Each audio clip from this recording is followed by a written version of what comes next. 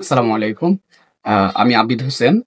আমার সামনে যাকে দেখছেন সে হচ্ছে আমার বড় ভাইয়ের ছেলে। এর নাম হচ্ছে সাউদ বিন নূর। গত শনিবার অর্থাৎ ৪ দিন আগে আমরা তাকে সুন্নতে খতনা করিয়েছি।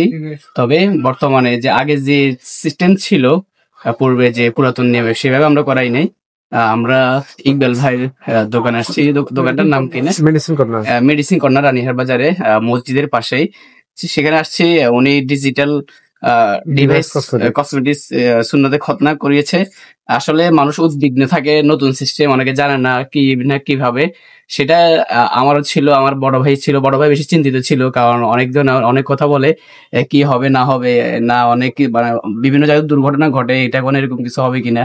কিন্তু আলহামদুলিল্লাহ এখানে করে নেওয়ার পরে মানে কোন রকম সে মানে ব্যথা অনুভব করে নাই, এবং কি সে একদম মানে যেভাবে দুষ্টামি করে খেলাধুলা করে একইভাবে সব করছে, গোসল খাওয়া দাওয়া কিছু দিয়ে কিছু মানে যে সে শুয়ে থাকতে হবে। সবাই ভাবছিল, ওরা আম্মু ভাবছিল কোনো হয়তো এক জায়গায় বসে থাকবে, এক জায়গায় শুয়ে থাকবে, কোনো কিছু করবে এরকম ভাবছিল। কিন্তু দেখে যে না, আগের মতো দুষ্টামি, ওরা একটু দুষ্টামির কারণে বিরক্ত হয়েছে।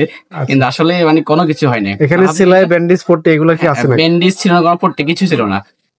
দেখানো সম্ভব দেখাইতাম, জাস্ট একটা ছোট একটা মেশিনের মতো মানে প্লাস্টিক লাগিয়ে দিচ্ছে, যাতে আপনার যাতে তার ওই জায়গায় কোনো ব্যথা বা কোনো কিছু না লাগে, যাতে সে প্রস্রাব ঠিক মতো করতে পারে, মানে সবকিছু যাতে স্বাভাবিক থাকে। যেন ছোট্ট একটা ছিল, জাস্ট এই প্লাস্টিক ছিল, ডিভাইসটা ছিল।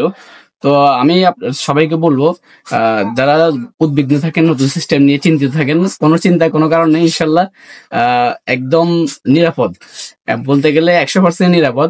আপনি দেখতে পাচ্ছেন এখন আমরা জাস্ট যে ডিভাইসটা ছিল ওটা এখন 4 দিন পরে খুলতে আসছি।